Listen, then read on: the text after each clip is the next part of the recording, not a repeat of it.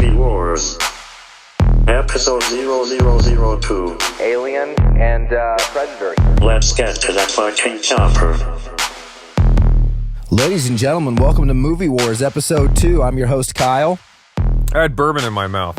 You didn't really prep us for that. I'm Drew. What's up, everybody? And I am Phil. Yeah, and today we're doing another hard episode here, another hard-earned movie war between Alien and Predator here. So, I mean, let's get started. I mean, these are two of my favorite movies of all time. We tackled two other favorites of mine last time, which was RoboCop and Terminator. But where I want to start with these two films is, you know, I was thinking about why do these movies get connected so much? Because when you watch them, they're pretty different. Alien to me is kind of this sci-fi horror film. It's tedious, it's dark, it uses the space, whereas, you know, Predator is this action-oriented, sci-fi, yes, but mostly action-oriented film. And so I always wonder why these two films get connected, and really the only way I can connect these two is because the focal point of these two movies are creatures that are built on a new kind of idea. If you think about films up until Alien movies, most of them revolve around some kind of creature or Martian that kind of looks like us, you know, kind of looks like a man or a woman, is gray, is round-headed, you know, it's not too much different than us. And the fear was there, right? Maybe they come, maybe they abduct you or probe you. You don't really see it in the movies. It's not very evident what these, you know, creatures are capable of, but that was basically the fear and also what they would do to the whole planet. What Alien did was dramatically different. In 1979, Ridley Scott said, there's something out there, and it's not this little gray man that may abduct you or may probe you. What's out there is horrific. It's violent, it's brutal, and if you watch Alien, they literally sexually violate you in order to impregnate you with their own spawn. It's this really brutal, animalistic idea, and it's so dramatically different from what we had seen in past Alien movies. And then later with with Predator, Predator really cashes in on this idea as well, although to a less extent because that creature is more of a machine. It has more weapons, so it's a little different. But I can't help but compare Alien to Jaws. With Jaws, it was a very similar setting. At the time, I mean, we have Shark Week now. We have all these books about sharks. We've had thousands of movies about sharks. We know what the megalodon is now. But when Jaws came out, we didn't have this level of research on sharks. And so when that movie came out, that literally became the knowledge. And I still, to this day, I mean, I was born in 87. I'm 33. I still watch Jaws. And if I had to go to the ocean a week later, I wouldn't get in. That's how horrific it is, because it really cashes on the fears. Like, we know what sharks are, but we really don't know who they are, what they're capable of, you know, what they prey on. And I think that really translates to Alien, because like I said, we transition from these little gray men to this ferocious, just sexually violent creature that literally bleeds acid. And so those are my opening thoughts on this film. Drew, Phil, how did you guys experience this film, and these films, and why are they unique to you? Well, I'm going to be honest. I watched both of them for the first time less than a year ago. I had no idea what to expect. I had seen Jaws, obviously loved Jaws, but I think that you're likening Alien to Jaws is spot on, because I think the thing about the antagonist that's so terrifying in both of these films is the mystery, you know, because I've heard some people complain like, well, I just don't know what the motivation is behind this. Like, what does the alien have against this crew or against these mercenaries? But I think not knowing and wondering the whole time and trying to figure out layer by layer more and more about these creatures is what makes it so interesting. That's what I love about those films. That's what drew me in. Phil. Like Drew, I saw Alien for the first time a little earlier than that, but it was recent. It was as a grown adult. And I don't know what compelled me to watch it. I think it was the mystique around it, you know, all the things that I heard about it over the years. But I just put it on one night and watched it and absolutely loved it from start to finish. It was complex. It left a lot to the imagination. You're kind of left wondering what a lot of the motivation was, but at the same time, these things look vicious. They look like they want to kill you, and they do just that. And I loved the set pieces in Alien and how complex and fleshed out they were. And even though now a lot of the effects look really rough, like when the alien bursts out of the chest and like skitters down the table and it looks like a Jim Henson rat. It does. It pops out. It goes like and floats away, and it's just looks rough. But it's still the terror of that film and what they were trying to do with it really still translated. I saw Predator for the first time before doing this podcast, and it didn't do much for me, but I did see a lot of the archetypes and things that have obviously been blatantly copied by other films kind of set forth in that, and you can't deny all of Arnold's incredible one-liners. Well, here's the thing about Predator. Alien came out, right? Early 80s. First Blood came out, early mid 80s. So Predator feels like a natural progression of McTiernan and Shane Black and whoever, I guess it'd be Shane Black who wrote the film, saw those two movies like, I'd love to write a movie that's just if those two films had a baby. You know what I mean? Because it starts so similar to First Blood, and then it goes much more like in the way of Jaws or Alien, in the sense where there's just this creature that you don't know anything about. That's a great point, and I think one of the biggest differences too is Ridley Scott. He uses the Nostromo. He almost makes that the star. Like, yeah, the alien's the star, but to me, the ship is the star because. Mother. They literally call, you're right, they call the ship Mother, because the ship plays such an intricate part because they're confined and there's horror and there's tension. It's all about space. Like, think about the difference between when you know the alien is coming at you in a corridor above you or if it's under the ground. Like, they never quite know where it is, but they know they're in a tight space. Predator is an Arnold movie, and to me that's fantastic glory. And John McTiernan, the director of Predator, talks about this in the commentary. But Arnold was kind of forced on him. They were like, "We're going to make an alien movie, but it's going to be an Arnold movie," because John McTiernan actually he struggled because I don't think he felt like Arnold was a good enough actor. That's why Carl Weathers is in the movie. He said, "I needed an action star who could increase the level." So Arnold would increase his game to act up. Yeah, that wasn't a problem in Alien. The star is really the ship. The way that I encounter these movies, and I said this on episode 1, but I experienced these films too young. So one of the things that I love about that, though, even though I probably should have not seen these at 6 and 7 years old, is the movies. When you're young, it's like, wow, this is an Arnold movie. You're seeing stuff blow up. Or with Alien, you're like, wow, that alien looks amazing. Like, that's so scary and frightening. But then when you're older, you can kind of respect what I talked about earlier, which is the space of the ship and the philosophical nuance, kind of the sexual nature of the alien and kind of this whole you're being hunted concept in Predator. You start to see these concepts. So the way these movies have aged for me has really been through the eyes of kind of they're an onion. The older you get, they peel a little more, and you kind of get a different understanding as you get older. Ogres are onions. What's that from? Shrek. We will not be getting to that one. We'll get to it. No, we probably won't. Ogres are onions. Sorry. Anyway, these movies, I think fundamentally they're both slasher films, essentially, right? Mm-hmm. So I think that's what's so creepy about them is essentially it's, Alien made Alien, and then Predator is just Alien in a jungle. I think the one thing that sets it apart from typical slashers is that usually in a slasher horror movie, you've got these characters wandering around and not really knowing what's going on. But in both of these films, it's like, oh, there's something that's going to kill us. You know what I mean? And in a typical like teen slasher, it's like you've got a couple making out in the closet and they have no idea what's coming. But this one, it's just like both movies, they set the rules like, okay, there's a creature out there. You don't know what it is. It's deadly. Game on. And the whole film is just watching them get picked off, and it's so great. Yeah, the whole point of the slasher film genre is that the cast is literally there's one central protagonist that will survive, and then there's meat. The rest are just meat for the meat grinder. Kind of going back to the ship in Alien being a centerpiece and a character, because I think something that identifies for me whether or not a movie's good is if I kind of forget that I'm watching a movie and kind of get sucked, like anybody, that level of engagement that you have.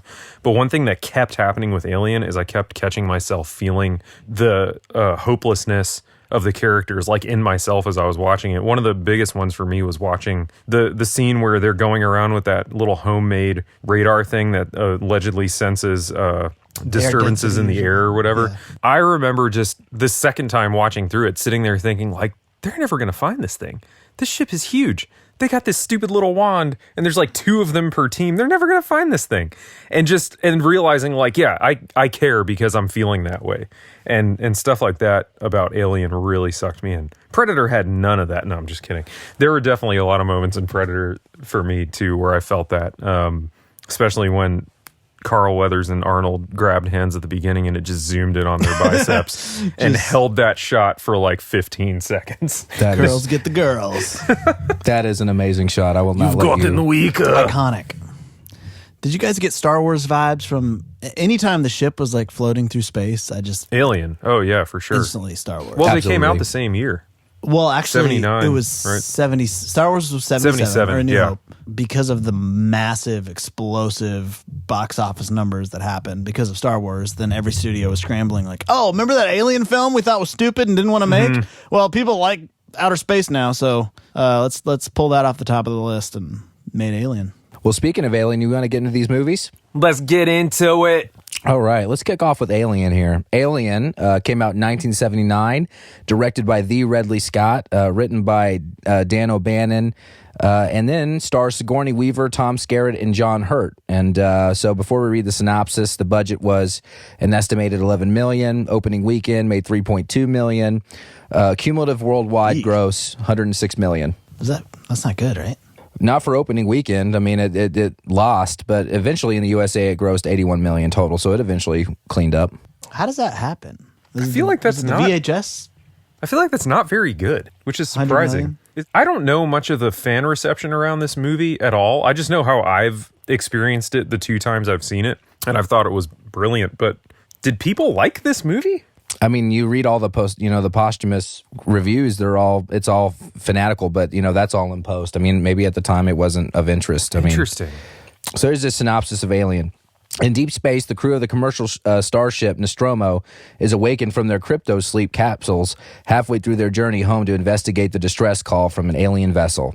The terror begins with the crew when the crew encounters a nest of eggs inside an alien ship. An organism from inside an egg leaps out and attaches itself to one of the crew, causing him to fall into a coma.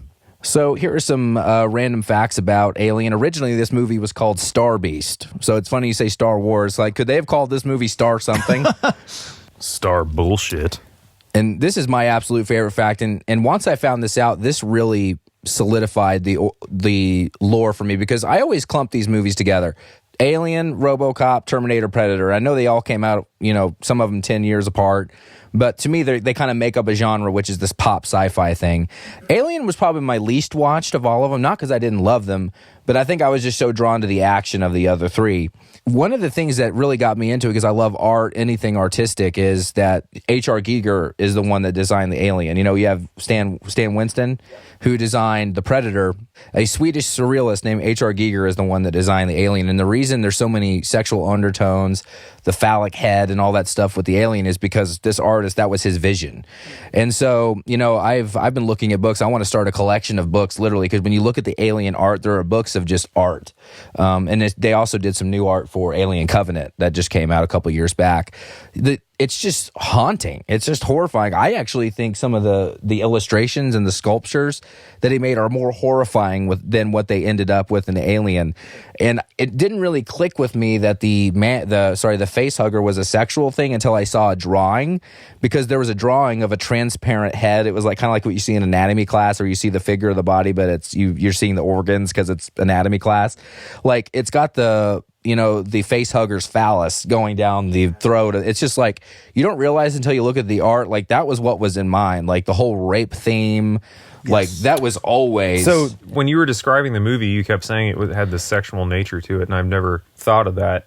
But that was really the intent. It was like, this thing was like pseudo raping people. Yeah, I mean, think about it. I mean, the face hugger literally sticks its phallus down the throat and impregnates it and becomes the host, and then it pops out of your chest, and that's birth, like it's coming out of the uterus. And it was against his will, making it non-consensual, obviously. Yeah, and then throw in the phallic nature of the alien itself. It's just all very. There's a lot of sexual overtones. In fact, another fact with Giger is that the artwork some of it was so intense that they would not let him go through customs in an airport. I'm trying to remember which airport, but when he was Dutch customs, he was trying to go through Dutch customs with his drawings, and they actually detained him because they saw the artwork and they thought They thought it was like porn of some kind. Yeah, they were like, "What is this? We can't let this person into our And back country." then, I feel like people had porn. It might still be this way in a lot of places, but that kind of artwork is illegal in a lot of countries. Not to walk too far down this path, because I know we've got other stuff to get to, but also the scene where Ash is trying to kill Sigourney Weaver Ripley. He's shoving an adult magazine down her throat against her will. Like, that's a very sexually aggressive. I mean, there's definitely some subtext there, Sure. and not so subtext. Like, he's just shoving a porn magazine down her face. Like, that's crazy. Yeah. It takes a couple of watches, and I think you have to have the background on Giger to kind of pick up it. But once you realize that those tones are there, you can't help but notice it. And speaking of Ripley in the magazine, this is another interesting fact. Ripley was originally supposed to be a man. And the reason that it ended up being Sigourney Weaver is because the studio thought the concept of Ripley as a man was incredibly boring. They rejected it altogether. I get that. That makes sense. Yeah. Why? It's more interesting for she's the pilot or one of the commanders of the ship, basically. She was like the third in command, right? Yeah, she's and this is worth saying, and this is also a great fact about the Nostromo. I love how they introduce it as a cargo ship, because it automatically sucks you in the universe, because you're looking a at commercial cargo ship. Yeah, it's a work ship. That being said, I think she's a cargo worker, basically. It's interesting to me that they made the main character in that time period in like a space movie following Star Wars, made it a female. Mm-hmm. Star Wars had one strong female in the trilogy that I can think of, and for them, prior to like Leia or someone really coming into their own, making Sigourney Weaver the main character in that film, to me is an interesting move, especially in that time period. Yeah, it's pretty bold. Yeah, it's not to say I think women's rights had come a long way at that point, but it's just interesting to compare, to kind of put that timeline of that film up against maybe what was going on in history at the time. The last fact that I love is that Ridley Scott purposely hid the details of the chest burster from the cast. So they kind of knew the setting. They kind of knew like where to stand and stuff, but Ridley Scott purposely hid the fact of what was going to happen. So what you're seeing in the cast is actually their natural reaction to what was happening. So, devil's advocate, I heard that part was actually a myth. What the piece that they didn't know was the amount of blood. Okay. So what they were reacting to, because they had rehearsed that scene, and they all read the script. Okay. They knew the alien. That's a pretty, how you take that role and read the script without knowing that happens. Like, that's a pretty important piece. But what they didn't know was the blood splatter. Thank you for clarifying. When the blood was splattering, you were seeing their live reactions. Like, oh my God, I didn't know it was going to be this real. Drew uses the second page of the Google search results.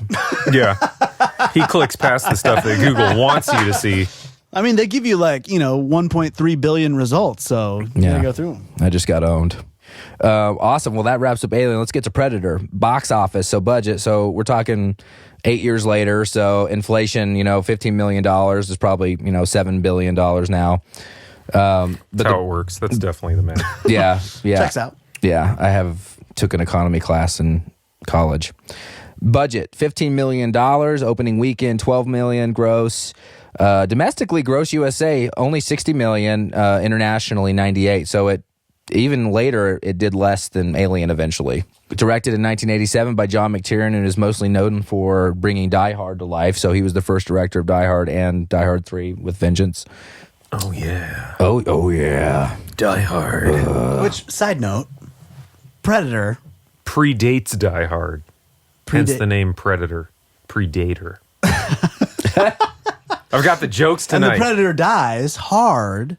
Very hard. Okay, so no, but for real, Die Hard and Predator are kind of the same movie, just opposite. Yeah. Whereas where it's a group of people being hunted by one person, one antagonist in Predator, and in Die Hard, it's one singular man being hunted by a group of people. even the first death in Predator of the group and the first death of one of the main bad guys in Die Hard are very similar. They get killed out of sight and then left somewhere to be found. Whereas none of the other deaths are that way. The very first guy that dies in Predator gets killed and gutted or whatever, and then they find him off in the distance. And the same deal with Die Hard. He kills the guy and puts him down the elevator, and when the elevator opens, it's like, you know, got that blood on his shirt or whatever with the writing. And so, A lot of yeah. similarities. Which is what makes it a Christmas movie, right? Ho, ho, ho. I've got the- Yes, that's it. Yeah. Well, it happens at a Christmas party. We definitely got to get to Die Hard. I just saw we will. Die Hard recently, and gosh, that movie is so good. So badass. So the cast of Predator: Arnold Schwarzenegger, Carl Weathers, Bill Duke, Jesse Ventura, and Sonny Landham. Strong. Strong. That's a lot of A muscle. lot of strong There's men a in lot that of- cast. A lot of meat. A lot of muscle mass here. Show me them arms. Synopsis: Dutch, played by Arnold Schwarzenegger, is a soldier of fortune, hired by the U.S. government to secretly rescue a group of politicians trapped in Guatemala. But when Dutch and his team, which includes weapons expert Blaine, played by Jesse Ventura, and CIA agent George, played by Carl Weathers, I thought his name was Dylan. Yeah, I thought so too. I'm going to say Dylan. IMDb. You've changed, suck. Dylan. It is Dylan. You are Dylan. not the same man, Dylan. CIA agent George, Carl Weathers, Dylan, land in Central America. Something is gravely wrong. After finding a string of dead bodies, the crew discovers that they are being hunted by a brutal creature with superhuman strength and the ability to disappear into its surroundings. That's another one of those I'm in. Oh, yeah. Yeah. So this is first we're going to get into randos now. So Shane Black, who is one of the crew, was cast because of his script writing skills. So he actually wasn't really known for acting at all, but John McTiernan knew him as a writer, and he just kind of knew he wanted him in the movie, not because of his acting. He went on to direct Iron Man 3, and he directed the newest Predator movie, which is a complete dumpster fire. From what I gather, it's pretty nice to have it seems like it's good to have the writer on set. So maybe that was part of it. It's like, hey, can just come and be here as we kind of navigate through this. Like, Yeah. where's his Totally brainchild? unrelated. That's Toby from The Office too. Well, the whole cast of the whole writers, the writer room was like... Wait, hold on. What? Toby from The Office wasn't an actor. He didn't want to be part Oh, of it. Yeah. I Yeah. thought you were saying Toby from The Office was in. No. He was the Predator. Yeah, he was like, Yeah, I'm gonna, Arnold played Dutch because gonna he get wasn't you. available. I'm gonna kill you. Okay, scratch that. Sorry, fucking scratch. Who's Kale? kale. Yeah. I'm hungry for kale. So Drew, and you rebuffed this a little bit. You think this might be more of a myth, but I'm pretty sure this is fact. I don't know. Jean-Claude Van Damme originally played the Predator, so he was the guy in the suit when it was a much uglier version of the creature. You said you read this as a myth? I don't have a lot of data behind that. I heard it was a myth, but Snopes? maybe it was not. A Well- quick Google search will tell you that he was indeed wearing the suit at one point. Whether or not that's true, I don't know. McTiernan talks about it in the commentary, but the reason he didn't end up playing him is because he was upset that he didn't realize that he was literally going to be a guy just running around in a really ugly suit, and he kept trying to show John McTiernan his boxing moves and his kickboxing moves to show him what his value was. Sounds on brand. And McTiernan was just kind of like, you run around in a suit. But this guy's an alien, and he doesn't box. Jean-Claude. Mm-hmm. So, fuck off. Listen, Jean-Claude. Listen, Jean-Claude. So, the DE is silent. By the way, quick interjection, if I may. 2 future governors in one movie. That's crazy. Two future If nothing else, let's just unlikely give it up to governors. Predator Yeah, for their dude, yeah. politicians. Yes. But no, that is awesome. They've produced a couple of notably the best governors. Oh yeah, in the history of America, there definitely have not been 2 more effective governors. And it's amazing to be president in this country. You have to be you have to be native to the U.S. But any other role in government, whatever. Why does Arnold and Jesse sound like an amazing Netflix series that I would watch about them just riffing about their time as governors? Or the sequel to Hey Arnold. Because you just landed on gold there. My name's Arnold, and I'm Jesse. Thank you for watching Netflix. We're both old. Our arms are saggy now. We cannot lift anything. Arnold's right. We're both very weak. Now we'll watch our show. All right, anyway, go ahead. So I don't know how to follow that up. So With the truth of truth. The truth. Come on. find your truth. So the person, when they redesigned the suit, when Stan Winston redesigned the Predator suit, was replaced by a 7-foot Nigerian ballet dancer. So, it's not an optical illusion that the Predator towers Arnold at the end. That's actually because the actor who put on the suit was 7 feet tall. I wish they had showed somewhere earlier in the film how big the Predator guy is, because when he finally picks Arnold up at the end and you see the size difference. I was like, oh God, this thing is not just the size of a normal guy. Like, he's enormous. It's a great point. You don't, because he's also invisible for the first half of the movie. Yeah, exactly. You literally don't get the idea that he's 7 feet tall. Looks like something from Reading Rainbow for the first, just floating around invisible. It's a really good point. Take a look. You don't pick up on that the Predator is that hulking until the end. This is my favorite random fact about this movie. So the guy who played Billy was Sonny Landham. The studio required an insurance policy in case he got drunk and started beating people up. That's amazing. This was a known issue with Sonny Landham. They were like, if you're going to cast him in the movie, we're going to have to take out an insurance policy in case he beats the shit out of someone and kills Arnold Schwarzenegger. Why cast him? I don't know. I love that. I love Billy. I do too, and I think he did a phenomenal job. Yeah. But if I'm a casting director or a director or whatever, like I'm thinking, I know they cast him because they wanted Billy, because Billy was a tracker, right? He's always the one smelling tracks and seeing tracks. They wanted him to have Native American I see. look. They wanted to have a Native American feel. That's I why did not get that. He was a Interesting. fantastic character, though. he was. Yeah, he was a tracker. So I don't understand why he sacrificed himself at the end there, but yeah, that's that. I wonder that too. That was weird. It's kind of out of nowhere because he just stood capable. on a log and let himself die. It was. Well, I think because he wanted to let them go. I mean, what do you mean?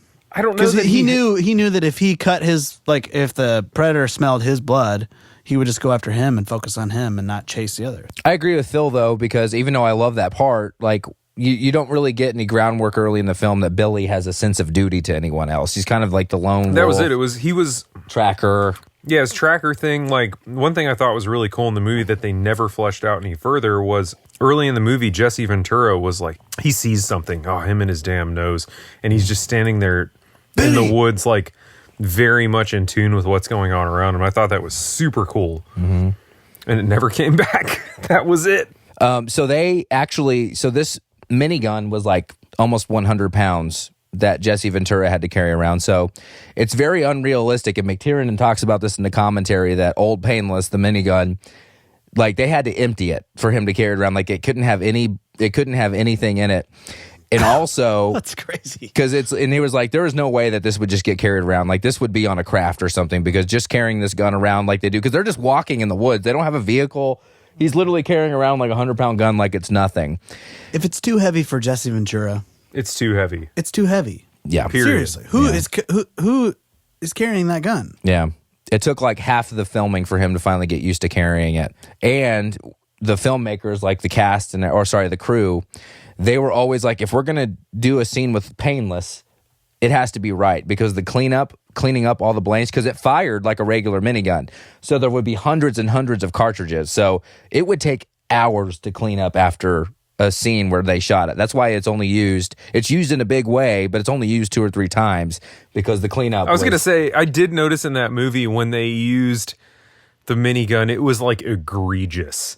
It was like, we're going to let this thing rock as long as we possibly can. It would just sit there cutting down 100-year-old just trees. Going hundreds of rounds. We hit nothing.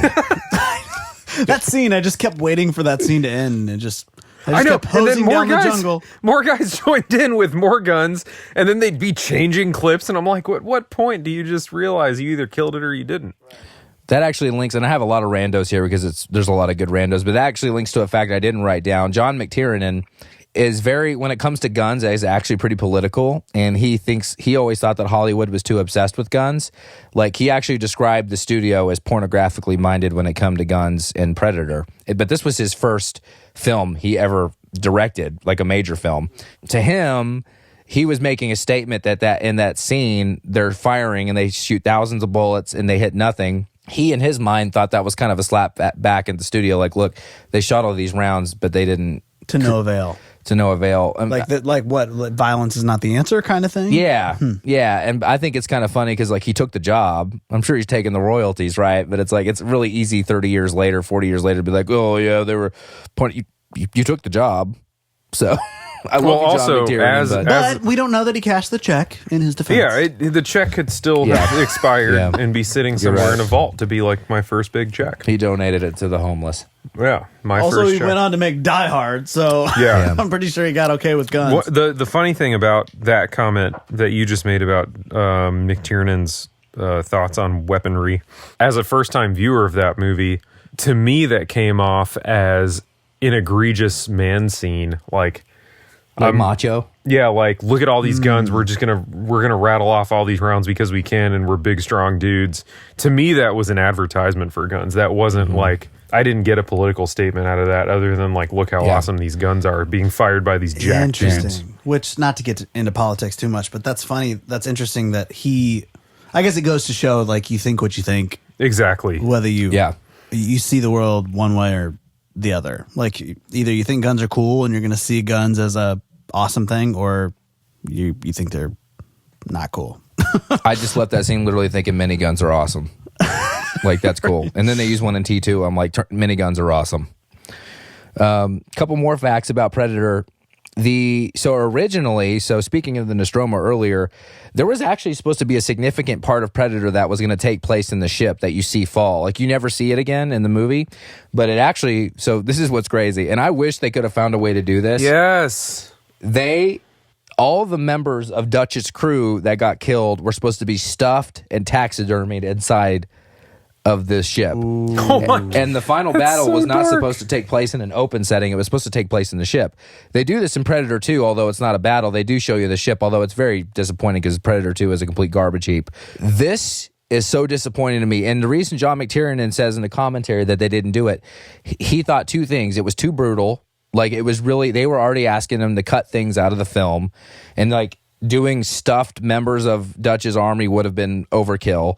And from an effects perspective, they just couldn't figure out how to do it without it either looking too brutal or too hokey. But don't you wish that would have been in there?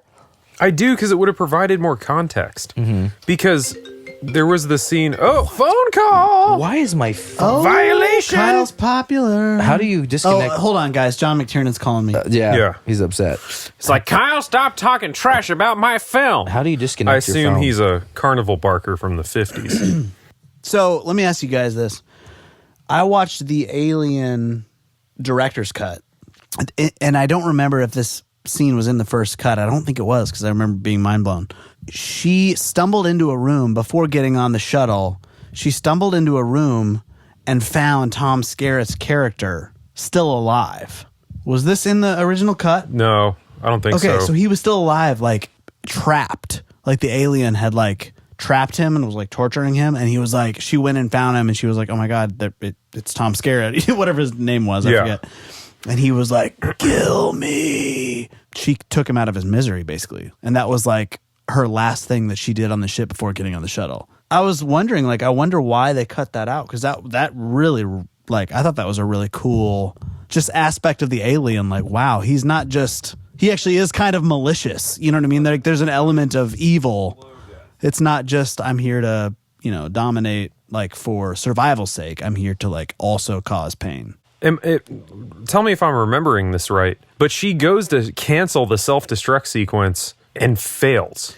And why? I was confused. Dude, I loved that. To me, that was a huge, like, there was something, it just added to the hopelessness to me. She's, like, desperately trying to cancel the well, because she wanted to kill the thing and save the ship, because I think she thought she could kill it at one point. Because she got it cornered or something. I did not get that. And so she goes to shut down the self-destruct sequence, and it doesn't stop. So to me, that just added to like the, oh shit, I got to get to the ship like now. I need to watch it again, because I did not get that. I was like, what is she doing? She just got it going. Why is she trying to cancel? I didn't get that. Yeah, there was, I can't remember exactly why, but I remember in the moment it made sense, because I was thinking like, I don't know if I'd cancel that self-destruct sequence, but I get why you're doing it. I just loved that it failed. Because that to me was like, she spent all this time trying to turn it off, and she's jamming those cylinders down, and then she's like 6 seconds too late. There was such a sense of hopelessness in that I do scene. like that it turned it into a challenge. Like it took something that was going well for her. She wanted to leave the ship. Then she changed her mind, but then she couldn't. So it turned into a challenge for her to overcome, an obstacle to overcome, that's just good writing. And I think that plays into what I said in the intro earlier, which is it's really hard to connect these two films other than that fantasy of these two creatures battling it out, because eventually we do get I was going to say, versus Predator. in the fact that they become a thing down the line. Yeah, but other than that fantasy, the idea that they're both not your traditional alien creature, like it's very disconnected because they're a cargo crew. They don't have weapons. They don't have guns. They don't have miniguns. The Predator crew does, so she has to use the elements, and she's not a trained fighter. The other one in the Predator, they're trained fighters. They've got miniguns and grenade guns and grenade launchers. So that's a huge difference between the two films. Yes. Gentlemen, shall we war? Agreed. Let's go to war. Let's go to war. Yeah, good randos. Let's go to war. War score. All right, as a reminder, this is only episode 2. So the way we do this is we come up with categories. We're not critics, although we have opinions, but we're just fans. But we have a couple of, serious kind of movie-based ones, but we also have some funny ones, that lead to some funny conversation in the category. So let's get kicked off here and see who wins these two. An epic battle between two of the best freaking movies ever made. Category 1, Best Top Bill Cast. Man, I hate to say it, but Predator. Why? The cast, how can you deny that cast? Arnold. Well, top bill. Jesse. Top bill. So this is Sigourney and Arnold, yes? Correct. Oh, yeah. Okay, that's fair. It would be John Hurt and Sigourney for Alien. It would be Predator, or it would be Arnold. Oh, so top bill is just the top 2? It's A-list cast. It was versus Arnold, supporting cast. Arnold, Jesse, and Carl Weathers. Freaking Apollo Creed. Mm-hmm. I would say Arnold and Carl are top bill, and Jesse Ventura is supporting cast. Sigourney Weaver I thought was incredible in Alien, but just raw star power, if you're trying to get people out to the box office, the cast of Predator was... If you were doubtful about anything about the movie, like, you would give it the benefit of the doubt because those guys were in it. Agreed. Predator, for sure. Because Arnold and Carl Weathers, Carl Weathers icons. Icons. He's not a that beast. Sigourney's not, but she's kind of out on an island in that movie. Tom Skerritt, all due respect, but I don't care to see Tom Skerritt be a top billed cast in any other film. Yeah, this is a really difficult category, and they're all difficult because these are two amazing films. Ridley Scott's direction is very much classical. I think you see Shakespearean tones in the way he directs his cast.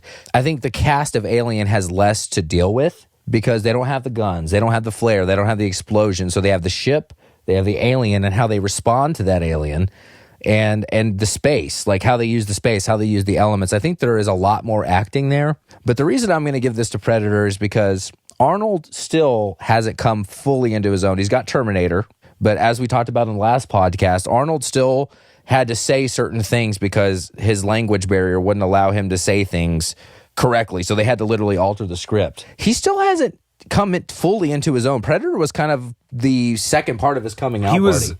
He was much better in Predator than he was in Terminator. Yeah, well, he has a lot more He had come a long way.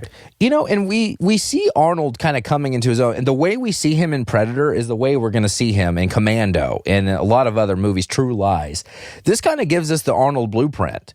So I got to give it to Predator as well. As much as I want to say Sigourney Weaver, I said this a lot with Terminator versus T2. I think if you're looking at Sigourney Weaver in 2, you're like, wow, Sigourney Weaver in 2 would beat Arnold in Predator. But we're not talking about aliens. We're talking about Aliens. So I got to give this to Predator. When would you say Arnold did come into his own? I would say Jingle All the Way. Yeah. I mean, a decade and give a half me the later. Turbo Man. Apex Mountain was T2, right? That was kind of his apex. So that naturally leads us into supporting cast. Is the line blurred between lead guys and supporting guys in Predator?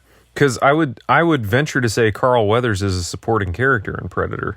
I so say is Carl Jesse Weathers Ventura. is A-list because after He is A-list, but he's supporting. Yeah, because but he's not the main dude. He's in the movie, over half the movie. Half of Dutch's crew gets blown away by the halfway point. It's true. Oh, this whole, yeah. And Carl has a lot of dialogue. He does. Man, that's a tough one. I would still say Predator. I agree. I would too. It's really tough, right? I think the actors, this was Jesse Ventura's first film. When you listen to the Predator commentary, McTiernan is so negative about Arnold's abilities, and that's why he cast Carl Weathers to bring his level up. He was like, Jesse Ventura, he was like, this was literally a favor to the producer, into he didn't want him in there. But the way they write these characters, Shane Black with his one-liners and Jesse Ventura with "I ain't got time to bleed." Like, think about it. This was his first film ever. What line do you remember from this movie? Even against Arnold's one-liners, I think of "I don't have time to bleed." That is the line in this movie. Such a great, it comes from a wrestler line. who it was his first film. I mean, as much as Ridley Scott is classically trained, classical writer, Shakespearean acting, uses the space, fantastic. I think of the supporting cast above Arnold in this movie because of how they, I love that Billy's a tracker. Well, let's be real. Arnold was not good in this movie. Whoa. Yeah, whoa. I wouldn't. Arnold, I mean, that scene at the end where he's like walking down the little ravine, holding his machine gun, looking for the predator. I mean, just the look on his face. It looks like he's trying to look angry. He doesn't look angry. He looks like he's trying to look angry. That was very And that triggering. to me is something. You are one ugly motherfucker. Yeah, you are one ugly motherfucker. You see, and I got to admit my bias here. You may be right, but I love Arnold so much that Oh, me too. he's Arnold, and I want him to be Arnold. Like, I don't want anyone else in this film. The people we love them in spite of their flaws. Yeah, I go Predator too, for sure. Bill Duke, great actor. Yes. Shane Black is, cheesy and, ridiculous as his character is. I think his presence in the film is, I got to go Predator. Yeah, Bill Duke's great in this film, too. I'm glad you brought him up. When he's shaving his face with the razor and breaks it on his face. That, and his blank, dead stare. That might be the best acting in the movie. Yeah. He's great, though. I mean, he's in so much stuff, even these days, I feel And like. TV, too. A lot of right? TV And he stuff. always plays this he always plays a government agent of some kind. Right. And he is very intimidating in those roles. Like I in don't real care who life, you I don't are think in I'd the want to real world. encounter him. I don't want to be interrogated by that guy. All right, Predator 2-0 so far. This is kind Yeah, of... Phil, for somebody who didn't like Predator, Hey man, listen. I don't have to like something to be objective about it. Best kills. We'll start with Phil this time. God Sorry, damn. we'll start with Drew this time. best kill. I kind of like when the bottom guy on Alien, what's his name? The white guy who works in the bottom of the ship. Oh, I don't remember his name, but yeah, the mechanic. I kind of just like that the alien, like he looked up and saw Alien and the alien showed his teeth and then he was just gone. Yeah. Like that was all I needed to see. I was like, oh, Well, shit. and- It's like that. Okay. The best kill of all time, the alien bursting out of the guy's chest. Oh. Yeah. Yeah. I didn't even consider that that one as is- a death, but yeah, that was, wow. That's the twice impeached president card right there. Well done, Phil. Yeah, that's true. That wins.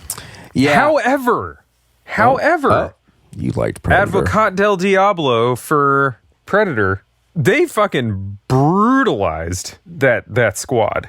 Jesse Ventura he's shooting away, he's big, strong, he's nothing against that energy bolt or whatever off the Predator. I mean, the Predator not only kills people, he skins them sometimes, rips makes out them trophies. their spines and collects skulls. There's some... Man, badass. can we have a tie?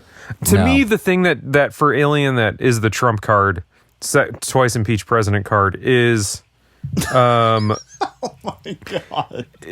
to me that's the alien bursting out of the chest. Like there might not be a better kill in all of cinema, Or how about when Ash just gets his head knocked off? Quite dude, and literally. sits there and talks still. Does that count as a kill? Yes, because didn't Sigourney Weaver kill him? She did. After No, it wasn't Weaver. It was the other guy. Yeah. What's his name? After they hooked him up. Literally knocked his block off and then plugged him back in. Yeah. Insult to injury. Ash? Kyle, does it sound to you like Phil liked Predator? I think Phil liked Predator. that's what it sounds like to me. Maybe because we're pointing out all of its greatness.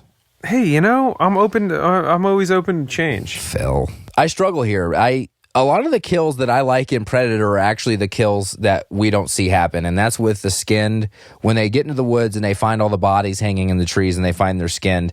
I love that. That's when they realize they're getting into something awful. You don't expect it either, right? We know we're talking about a violent creature here that's got all these weapons, but you see these skinned people, you realize like, wow, like they're hunting. This is when you realize this creature isn't just killing these people, like he is hunting them and making them trophies. But with Alien, you got the chest burster, but also think about it this way. The alien or the creature in Predator has all these weapons. He has the laser gun. And the way they use the laser gun is a little inconsistent It's to me. lame. Because with Let's be Jesse real. Ventura, with Blaine, it bursts his chest open and you see his ribs coming out. But when it hits Arnold, it's a flesh wound. Yes, that to me Yeah. there was a huge inconsistency there. Are we saying that Arnold is that jacked? Yeah, well, Jesse in that movie is they're all Incredibly just as jacked. jacked. They're all jacked. Carl Weathers is incredibly jacked. I mean, and They're not just as jacked. Nobody's as jacked as but they are. Jesse They're Ventura thick. was pretty big. Why does the laser? I would say the most comparable. it grazed him. But the reason I give this to Alien is because Predator, as amazing as some of the kills are, the inconsistency with the laser cannon kind of bothers me a little bit. And I love an Alien. Doesn't it feel like with each kill, you learn something new? Like, because we've seen it so many times, we know that he has the jaw that comes out. That's the other mouth inside of his mouth. But you don't know that until he kills the mechanic, right? All of a sudden, another mouth comes out. Like, they reveal things. And the way they reveal with Ash that he's an android is when his head gets knocked off and all the white fluid goes everywhere. I love how they use it as almost a thing to reveal more about the world. I think Ridley Scott had more intentionality with the kills, so I also give this to Alien. Can I give one more notch to Predator? Sure, possibly? go ahead. You love Predator, Phil. We're not taking into account with Predator the fact that there are like 24 kills in the first third of the movie in the form of the village scene. Are we doing favorite scene in this segment? Because wow, that's dude, by far. that When he is- the truck is being used as a generator and he cuts that and it's just like unbelievable. That scene is just Stick violence. around. Yeah, it's just violence porn. It's like, we're gonna RPG this village to death, then shoot them up, then go into the village and kill all of them on the ground after But don't worry, blowing it up with a McTiernan truck. made a nice little statement about guns Dude, later on. give me Yeah. a break. That guy, come on. How do you direct Predator and Die Hard and have an issue with guns? Yeah, you're cashing What is those wrong checks. with you? What kind of hypocritical old sack of shit are you? Even though that had a plot point, like that's where they discover that they were misled and they were doing a mission that they actually didn't know about. That scene orchestrated the strength of that unit, because this whole time we're like, another military secret mercenary commando unit. Great. Like, those are in all kinds of movies. But that was the scene where you realize, like, this unit is like, they do this shit like clockwork. Yeah. So, but does that change your mind? Or are you still going Alien or Predator for best To kills? me, the alien bursting out of the chest will trump everything. However, quantity of insane kills, Predator all day long. Drew? You make a good case. Quality, Alien, quantity, Predator. So I have to go Alien. Cool. Yep, agreed. It's just too iconic. It's hard when you're dealing with an iconic scene like the chest burst. I mean, that is just like one of those, if they were to say the top 100 scenes of all time in cinema, you would get the chest burster in there. I'll never forget it. And I just watched it. I mean, I watched it 3 times for this podcast, and all 3 times I was like, Also, Still when he's horrifying. being just killed, gets me that every time. that guttural tone that's coming out of him is Yeah. He That's looks like really he's in pain. haunting. Well, and it's such a emotional ride because you just saw an alien attached to his face, and you're like, Oh, you're yeah. feeling for him. You're like, my God, he's still alive, but he's got this thing. And then he wakes up, and he's like, I mean, I think Jovial. I think I'm okay. Yeah. Like, can I get some coffee? Some cereal, whatever. They're just all hanging out. Laughing it up. little do you And know you that just felt like you were just starting to come down from like that sense of terror, and then he just started to lose it again. Imagine Man. seeing that again for the first time and not knowing.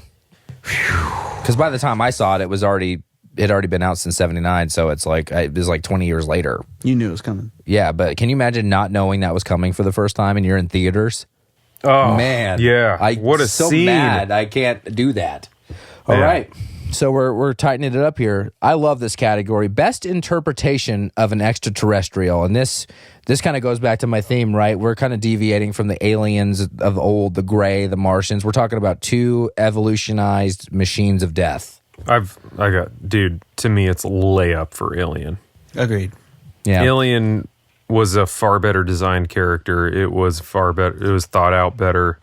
It's not even close in my book. For me, Alien was there was such a sense of just trying to survive, which is just the evolutionary spirit of like you bought into this thing just wants to carry on. It just wants to spread its seed and dominate and win. And there's Ash even said it, like he respects Alien because there's no delusion of morality. He just does his thing. With Predator, he was fun, but the vision, night vision, not the night vision, but Infrared. the infrared vision and like the kind of crappy computers. It's like, it was like a poor man's interpretation of what maybe an alien in the future how they might operate. So to me, Alien holds up today, whereas Predator kind of was like, all right, that was cute in the 80s. Yeah. Yeah, the Predator has all the weapons. It's so cool. And Phil, you kind of alluded to this, why Predator gets a knock for you, which is the lack of context. Think about it this way. The design of the alien is the device that increases the tension and the horror. I think as much as I love Halloween, as much as I love all the slasher films, Freddy Krueger, Nightmare on Elm Street. Nightmare Before Christmas. Yeah, Nightmare Before, yeah. The device here is the growth of the alien. They use space, they use tension in a way, and that was later copied in Michael Myers films and Jason Voorhees films. The way they use the space and the tension is all correlated to the growth of the alien. First form, alien is the face hugger. It's the pod. You see a pod, you're like, what's in there? Why is that there? You don't know. Then all of a sudden the face hugger. And then I love the scene, and this is a little thing they didn't have to do, but when they see the skin of the molting, yes, like a snake. Yes. And that's when you realize this is a creature. Like this is a literal creature in outer space. It's growing and the skin is coming off because it's outgrowing. Think about it. Each level of intensity that the film increases is directly correlated to an evolution from face hugger. Oh man, that's good. All the way up to when it's its master form. And this is over the period of 24 hours that it grows. For that reason, I think the design of the alien, because it's responsible for the tension that you feel in this film, it's leaps and bounds above Predator. Agreed. Well said. Yeah. Agreed. I didn't need that explanation to be convinced, but even more so. Yeah. You've just solidified my platform. And honestly, I've seen this film almost 100 times, and it didn't hit me until my last watch through. Have you really seen it 100 times? We had these on VHS, recorded illegally. That's amazing. And I just couldn't get enough. I had the action figures for all these. Gosh. But that Predator? All of them. Oh. You're talking about Predator or Alien? Alien. Oh, okay. But Predator, I've seen Predator more than Alien. But yeah, I mean, it didn't hit me till my last watch through. It's like each time this alien evolves, like the terror just increases. It's true. It's incredible. All right, this is Drew's favorite category. Which one would be the best episodic or TV series? I feel like because I liked the supporting cast of Predator more, I want to know more about those guys. Mm-hmm. How did they become so good at their jobs? Yes, I want to know how Sonny Landham became a trail tracker guy. I want to know how, what's his name, why he's so jokey about his girlfriend. I want, I would like to go deeper into those. Like, how did they become mercenaries? Why are they there? What kinds of things have they done before? That feels like it'd be fun to me. Great point, Phil. Man, that's a tough one. I actually agree with you on the Predator thing. I think that would be, I don't know if it would be a better episodic situation because so much context was left out of the original movie. I could see both of them succeeding as a serial for different reasons. That's a tough one for me. I could see Alien really fleshing out the corporation behind the ship and why there were these secondary and tertiary directives hidden in the computer concerning extraterrestrial life and why they stowed a robot on board that was allegedly the doctor and all this stuff. But in Predator, I could see them getting, like you said, into the backstories of the soldiers, definitely into the backstory of the extraterrestrial creature. They could both do it really well. I don't know if I can answer that, to be honest with you. I think now, after listening to you explain that, though, because they all die, I don't think I care about them before Predator is there. To me, it's a so it's like I don't really care about their backstory. So to me, your point about knowing more about the company behind Mother, which is they get into that more in the later films. But truth be told, I haven't seen the follow-up Predator movies. So, and if you remember, the first scene in Predator was just like the ship dropping the Predator on Earth. So I think I'd like to know more about that. Yeah, which maybe for sure. they get into in later films, but I don't really care to watch those. I'd love to see a well-done Netflix series that explains that. For sure. As close as this was for me, I got to go Alien, and that has to do with what the director showed us later. I mean, Alien, when you stack rank RoboCop, Terminator, Alien, and Predator, Alien has by far been the best consistent franchise. The drop-off after T2 is crazy. Predator only had one good movie. The rest are jokes. Like, and the newest one is literally one of the worst movies I've ever seen. Alien what Ridley Scott showed us when Prometheus came out and Alien Covenant is that there was so much backstory that could be had with the engineers and all the stuff that he showed us with Prometheus. I like the idea that Predator 2 tried to show us, but it was so poorly executed. It had a subpar cast, subpar director. It's just poorly done. But it gave me an idea that I'm like, God, I would love that, because that's where they show us the ship. And there's a ship with all these skulls. And one of the cool things they do in 2, and this is basically the only cool thing they did in 2, that it's not just human skulls. There are skulls of animals from other planets that you don't know about, like these giant skulls that look like alien. They look like alien buffalo. I mean, you can't even describe it. They're these giant, crazy-looking skulls. And all of a sudden, you had this feeling that the Predator isn't just hunting humans, it's hunting all kinds of stuff. Just hunting. Maybe there's a hunting season, like they travel based on conditions or based on timing. But that idea has never been fully realized. Now that Ridley Scott has showed me Prometheus and this idea of where did aliens come from. Prometheus. Oh, Prometheus. It's a great movie. Oh, and it's so beautiful. Yes. Visually, it's unbelievable. I think, unfortunately, because Predator has yet to fully realize this universe and they've given us glimpses of good ideas since the original, Alien has showed us that there is so much more, it's easier to realize, and there's so much more substance. I go Alien.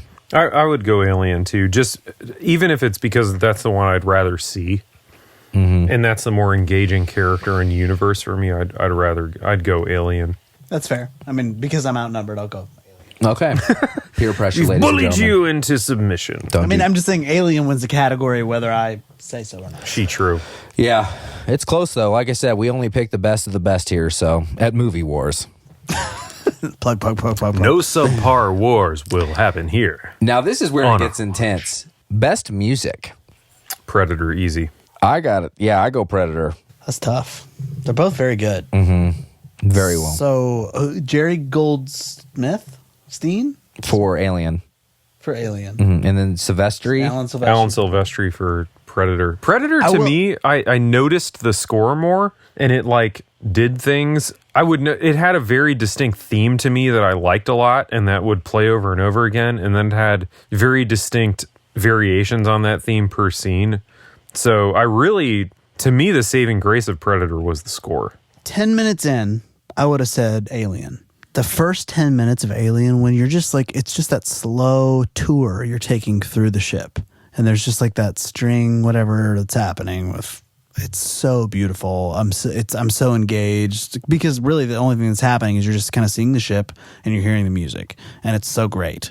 But I'm with you. The rest of the movie, Predator, keeps you engaged. It tracks. It feels like it matches I don't really think about the music for the rest of Alien, but that first opening scene, it's perfect. It's amazing how that's similar. A good point. Yeah, great point. It's amazing how similar to our first episode is, which was RoboCop versus Terminator. Both great scores again, but the thing I loved about how they used it in RoboCop is what they used with Predator. At the end of the movie, when the score kicks in, the main theme, that da-da-da-da-da-da, it kind of ties the bow. It's kind of like in RoboCop when they fade the black when he says, "My name's Murphy," and it kicks right in with the theme. It brings you back. It gives you this closure. Alien is very orchestral, it's very classical, and it definitely matches the tone, and it makes you feel like you're in space. But I'm working out sometimes I'm lifting weights, and all of a sudden I think da da da da da da da da da da da, all of a sudden the theme of Predator kicks in. I got to give it to Predator mostly for its memorability and the way they punctuate the ending with it. Yeah, I would agree. We got a tie so far. We got 3-3 here. We're going to get into a funny category here. Ready for this? Worst creature body odor. Alien vs. Predator, which one has the worst odor? So does the worst smell go to... Does the wind go to the one that smells the worst? Wondering the same thing. Or does the wind go to the one that smells the best? Yeah. It goes to the worst. Because I think in this case, if you're an alien, you want to smell the worst. I think it's... Yeah. I think this is diplomacy here. Okay, well then I gotta go Predator again because the dude takes off a mask. And he's got a vagina face. Yes. Which I feel like if you're taking... It seems like if he's taking off a mask, it kind of looks like he's wearing shoulder pads and he's got gear on and stuff. He's got all this tech and guns and stuff. Dude, that mask. There's a lot of stuff that you got to clean beneath. Yeah. A lot of sweat and, it seems like Alien is just an animal, basically. He's not wearing any gear, right? So Yeah, I got to it's go Predator on this. Side note, you talked about the vagina face. Did you know it took 16 people to operate that vagina face? I believe it. 16 people operating each individual part of that face. I wish the Predator had never worn a mask because he was so much more terrifying with the mask off. But I love the helmet. I think the helmet's iconic. When he drops it in the mud, you realize, like, I love that helmet. Yeah. I mean, my issue is seeing Predator now and having things to compare it to and not being able to separate it from like something like Mortal Kombat the whole time and thinking like the Predator just looks like a Mortal Kombat character. And that's because in all they fairness, just had him in Mortal Kombat 11. Yeah, well, those dreads are cool. This though. is recency bias. It is. You're right. Bias. You're not wrong. I fully recognize this. They put Terminator and RoboCop also in that. They've also had Alien. Yeah. So Interesting. yeah. So are you letting your recency bias Oh, totally. pop in? Okay. But I thought the Predator Note to was the way fans. more terrifying when the mask came off. Very terrifying. By the way, Alien was going to get an X rating if they left the egg. You know, when the egg opens on the planet at the beginning, Yeah. it opens in kind of like a flowering kind of thing. At first, it opened like a vaginal delivery, A canal. What? A canal. And they were going to give it an Damn. X rating? and they said it looked too vaginal, and Oh, come on. They really. so God, they had how to go we've back changed as a culture. to avoid the X rating. They had to go back and make it more of a flowering kind of thing. They really wanted the sex to be in that. They sexual really undertones. did. I got to go Predator here, and the reason is I one of the, and we didn't get into this in the best interpretation of Extraterrestrial. I think the acid blood is the coolest thing about the alien. Although it's kind of like the laser cannon in Predator, it's inconsistently used in the second one, It's where true. they're literally blasting hundreds of aliens in the sequel, and sometimes it's used as a plot device where it gets on someone's face and burns them, but sometimes they're shooting thousands of aliens and the acid doesn't touch anything or burn anything. So I don't know how, but I think probably that acid gives the alien, even if it's not a pleasant smell, it gives it a consistent smell. It probably smells like a vehicle. I imagine it smelling like some kind of turbine in like a factory. Whereas with the Predator, he's a 7-foot Nigerian ballerina played by one. He's jumping through trees. He's doing a lot of hunting. Fun Nigerian. And also, according to the woman that they're towing along the whole time, that they captured from the village or whatever. I love when Parker is like, when they cut open that, the acid spews out. He's like, hell of a defense mechanism. Yeah. Yeah, it's like, yeah, I guess true that's observation. Pretty good. But she says that for a long time now, during certain hot seasons, they've been afraid of this thing. Mm-hmm. I mean, if he's been out there all that time, he's got to stink. Well, and we don't see What does the he ship. shower in the fucking river? Yeah, we don't know if there's a shower on the ship. I mean, and all this athletic activity, definitely don't see any scenes of cleansing. That Predator's got to stink. Scenes of cleansing. So we go That's going to Predator. be a ASMR offshoot of this podcast. All right, so Predator gets one here. So 4-3. So we thought, I think when we developed this podcast, that best weapons was going to come up during best interpretation, but we really didn't discuss it. So I'm going to keep it in here. Best weapons. I am going to go Alien because he was stealth. He had multiple ways to kill, and he was just very creepy about it. Whereas Predator, for me, his weaponry was real contrived. Mm-hmm. It was like, oh, he's got a laser on his shoulder. Oh, he's got freaking Wolverine claws in his hands. Like, all right. True. Anybody can do that. There were no rules in that universe. That's my issue with Predator. Mm-hmm. There were no rules, and so they could have done anything, and they did because there were no rules. What you're describing, though, is best absence of weapons. Yeah. So isn't that by default go to Predator? Because he had weapons? Well, let's clarify. It doesn't have to be the Self-defense- antagonist weapons. Well, I also think self-defense mechanisms can be. That's what I'm saying. It doesn't have to be the antagonist. It doesn't have to be a gun. It could be anybody. What is the creature's offense? How does it attack or how does it defend itself? Think of it that way. Oh, so it is the antagonist source of offense. And it can be the other weapons too, like that they use to kill. The weapons in Predator were my biggest issue with that movie. Mm-hmm. It made no sense. You mean the ones attached to the creature? Yeah, just like that was part of like the no context thing for me. It was like, oh, he's got these shoulder laser cannons. Like they didn't establish any rules for the film, so he could technically do anything. Yeah, you don't really get this context. You don't really know it until later films that there's several of these creatures and they travel from planet to planet and hunt all kinds of things. So it makes sense if you think about it that evolutionarily, as a specialist professional hunter, that they would develop the best weapons, just like humans have developed the best weapons of technology. But you're right. In the first one, you don't get that sense. Whereas with Alien, the reason I'm picking Alien in this category is because I love the idea that although this alien doesn't have guns, doesn't have laser cannons, these are the things that the creature has evolved. Acid blood, the teeth, the mouth inside the mouth. I mean, the facehugger is kind of an evolved trait. Like, that's the way it penetrates Yeah, the you. facehugger thing is one of the creepiest things ever. Just period. It's disgusting. I love that in Alien, all the quote-unquote weaponry is natural to the character. So I go Alien on this. It's really well said. When you were talking, I thought about when they tried to pry the limb off of the face, and he tightened the tail around the neck. Yeah, which takes some serious thought, like to think about just that whole defense mechanism. Like, you remove the tentacle, it tightens the neck to keep like. You think it's just a tail, and then it serves a purpose, right? It really speaks to the evolutionary process. Like, it really was intuitive about how an alien would indeed evolve. Yeah, it's that the alien is more parasitic, whereas the predator is more of a hunter. Predatory, yeah. Right. Where are you going, Drew? Well, you both went Alien, so I'll go Alien again. Yes, again. It doesn't matter. Man, I think going into this, we thought this was going to be a surefire Alien win, but we're 4-4 right now, tied. Objectively, Predator's got a lot going for it. It does, from a movie perspective, and you're only realizing it now after talking to Drew and I. You know, it's fair. Recency bias. Maybe this is a make or break category. We got another fun category here. Who's uglier? You talked about vagina face. Definitely Alien. Teeth within teeth, my God. Yeah, his head looks like a penis. Come on. Alien is pretty bad looking. They're both really hideous. I think Predator's cool looking, honestly. Yeah. With the I can see dreadlocks that. and stuff. Helmet off, it's kind of ugly. Helmet on, yeah. But helmet on, sleek. Helmet on is just badass. And I think the helmet is what makes you think, like, that's because in the commentary, he calls it a space helmet, which is funny. I don't think of it as a space helmet. I just think of it as like a protective device. But when he disconnects it at the end, when he fights Arnold mano a mano and he takes off in all the air stuff, in the commentary, he talks about, like, this was designed to protect him on planets where he couldn't breathe. So I love the idea that it's also a functional helmet, too. When he takes it off, he's super ugly, but up until then, I think he looks sleek as hell. So I go uglier Alien here.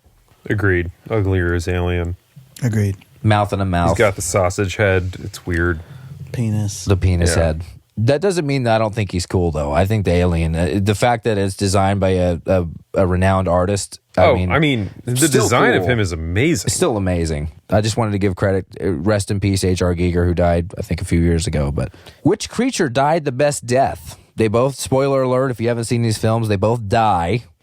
Predator. I go Alien, hands down. That's Really? the most iconic death. Yeah, when she blasts a hole through the thing, it sucks him out. I mean, it was imitated in Endgame when they blasted the hole through the thing. That's true. And then she fires up the jets and blows it. Yeah, for sure, Alien. I love the idea in Predator that the Predator has a nuclear weapon inside of his arm. Weird. I mean, but it kind of speaks. The rules are kind of loose in Predator. You're like, oh, I can deal with the Wolverine blades and the laser cannon. I mean, sure, he's a hunter. But now he's a nuke. Now But he's a he living has nuke. Like, how much experience do these Predators have that all of a sudden Hiroshima and Nagasaki's in his wristband?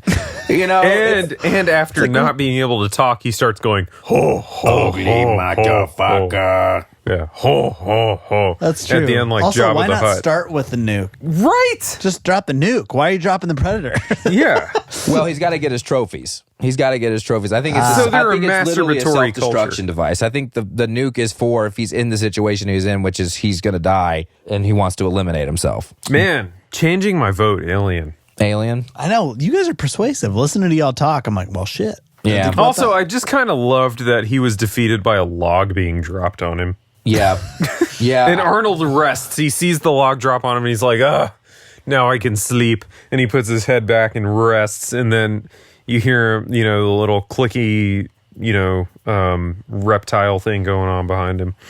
But I would go with Alien. I mean, that was a pretty elaborate death. Yeah, he gets kicked out the airlock. He hangs on by a thread. He gets blasted in the thrusters. Looks like really shitty extra kicking around in a costume. Yeah. And, Ripley, again, what we talked about earlier, Ripley's not a soldier. She's basically a ship hand on a cargo ship in space, doesn't have any training, doesn't have any weapons, literally just using the elements. And like, I love what you said earlier about her failing at setting off the self-destructive device. It was so real. Oh, Ripley's I not a loved that warrior. scene. She's not made buff. that movie.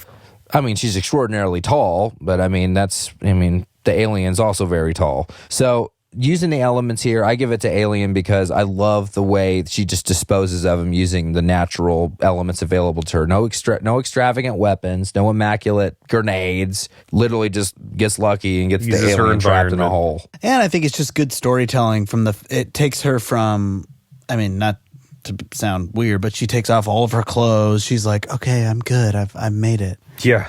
And then, oh shit, the way to kill him is to get completely clothed back up in my Right? suit and turn, the helmet and the whole what a thing. scene.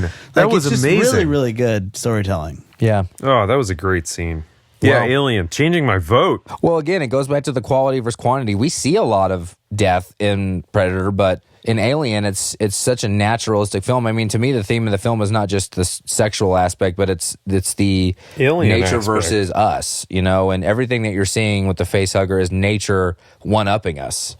It's true. Whereas in Predator, it's like man with gun versus alien with gun, so... Who will gun more? I mean, we have one question left, and that puts Alien up 6-4. But we have to do this fun category, which is a movie wars favorite. Which movie does your wife hate more, or would hate more? And now, just for a little context for the listener, pretty much every guy in this room, our wives hate most of the movies we watch. We can't agree on anything. Yeah, so I was able to get my wife to watch the director's cut of Alien. She had never seen it before. She did not like it. Her main gripe was she didn't understand what the aliens' motive was for doing anything that it was doing, which for me, it's the evolutionary, like, just spread the seed, continue on, and just the mystery of, like, what is there something else? Like, to me, that's part of the allure. But for her main gripe was, I don't get, why does the alien hate this ship? So, right. that's a fair gripe. Because it touched his eggs, bro. I do think she hadn't seen Predator. I do think she would like that more because of there were more lighthearted moments. It was more, with the one-liners and, there's some jokes and stuff. I think she would have appreciated it more. So I guess this goes to Alien. Yeah, I go Predator because this is weird. My wife has nightmares. Like, if she will never watch The Shining with me, which is a top 10 film for me. But for some reason, if it's in space, she can tolerate it. Like I said earlier, this is one of the most eloquent displays of horror. I think it trumps Nightmare on Elm Street. It trumps Halloween, like in terms of how they use space tension and the antagonist in terms of how they present horror to us. It's horrifying, but for some reason, if it happens in space, my wife can tolerate it. So she actually liked Alien. I think the reason that she would hate Predator more is I don't think she buys into the machismo that movie was selling, because the opposition to the alien in Alien was mediocrity. These are cargo people. These are not warriors. But in Predator, it's sweaty muscles, machismo, and I think it's really hard for her to buy into that. So, the answer here is what she actually doesn't like more, which is Predator. So Easy one for me. My wife would like Predator the least. She'd be super into Alien, not be into Predator, because she doesn't, for whatever reason, is not into action for the sake of action. Just not a fan. One of her favorite movies is Jim Carrey movie that was super Ace weird Ventura. and cerebral. Eternal Sunshine. Eternal is fine. Sunshine. I mean, that's one of her favorite movies. that movie could have used a Predator or an alien, just slaying people. So the action scenes, which make up like half of Predator, she wouldn't be into. Oh, your that. memory's been wiped. How about an alien laser cannon in your face? In your balls. In your balls. Well, gentlemen, that's our war card. Alien. Alien wins. Let's give it up for As Alien. it should. It's a better movie. Again, ladies and gentlemen, these are tough. is. We only unless we're doing one of our 0% Rotten Tomatoes battles, we pick movies we love. So this isn't us saying that it's necessarily a better film or these are just fun categories we make. But It is a we're going to better finish this film. off by just saying, aside from the war card, which movie do we prefer? What's our favorite, Drew? I'm torn, and this is going to sound like a cop-out, but best movie, Alien. Most rewatchable movie, Predator. Well said. That's very accurate. For me, it's Alien across the board. I'd watch that again right now. I can't help but get really philosophical about this. I always go back to being too young, but the benefit of being too young was the action figures. And I don't know if you guys agree, but what I miss about watching movies as a kid is that you saw a movie you liked, you went and got the action figures and played with them, right? I had Alien action figures, I had RoboCop, Terminator. I had this, and you may not remember this, but for T2 they had a station you could buy, and it came with a pink fluid you would mix with a powder and water, and you could do a liquid metal man, and you could peel it however you wanted. It would dry, and you could peel it, and it would look like the liquid metal man T1000 from T2. I mean, the action figures during this time were prime. I had like a foot tall RoboCop, and you could actually open his leg and the gun would come out. Like these were just open his legs. Yeah, well, you know, in RoboCop, the compartment, his on holster the thighs. is in his thigh. Come on, Phil, fuck. But dude, in all fairness, in the 80s and 90s, action figures towed the line between like really cool and really unsafe. Yeah. Oh yeah. Like, do you remember creepy crawlers? Oh yeah. Those things where you poured the maybe super toxic goo into a maybe lead mold That's and not a stuck gummy it bear. into a freaking oven? It's not a gummy bear. Yeah. Like, are you kidding me? Yeah. That shit would never fly But now. you take the risk. Just like Arnold and Sigourney took the risk, you take the risk. Yeah, and we did. We made tons of insects. You take the plunge. But, you know, going back to it, you know, I got to say Predator. I acknowledge, here's the thing. I acknowledge that Alien is the better film. Everything about it is better. Better acting, better directing. The score is so well done, and they were very, very meticulous about how they picked Wagner at the end. They actually had, you know, an original composition for the end, but they went with Wagner because they just thought it took the movie out right. McTiernan, this was his directorial debut. You know, and it's technically flawed. Although I love Arnold, I acknowledge he's not the best actor in the movie. He's not even maybe the third best actor, but he's Arnold. I take Predator here because when I watched it, I had to play with the action figures. I loved Arnold. I loved the explosions. If you were to tell me I had the choice to grab some popcorn and a beer and watch either Predator or Alien, I would say Predator, acknowledging that Alien is better made. The lore is better. The fact that H.R. Giger is the designer and he's an artist and it's so beautiful. The art is beautiful. Everything about Alien is amazing. I just am always going to want to watch Predator because I love Arnold and I love explosions, and that's base carnal humanity for you, but that's where I sit. And you sit there in power. Lest I be judged. Well said. No, it's great. It's great. All right. Well, this was Movie Wars episode 2. Thank you for tuning in. Alien won the war card, but as you could tell, we have our preferences. We're not critics, we're fans. And anyway, thanks for tuning in. I'm Kyle. I'm Drew. And Phil. Next week, we'll be talking about Aliens versus T2 because, you know, those are two of the best sequels of all time. And basically the reason we're doing those two is, A, we're talking about all these movies, RoboCop, Terminator, Alien, Predator, but these are two cases where the sequel was actually leaps and bounds better in two of the most memorable films of all time. So this is going to be intense. I don't know how this is going to turn out. I mean, this is dangerous, honestly, getting to episode 3 and already going Aliens versus T2, but we're going to do it. Full disclosure, I've seen neither of these films. Ooh, Phil. you were in for I'm a so treat. stoked. Oh, Phil. However, thus far, my favorite sequel of all time is Empire Strikes Back. I know that's the layup, but come on. Okay, we'll get to that. We'll get to that. It's interesting to say. Sorry, if I may. Go ahead. Arnold, 2 weeks in a row now.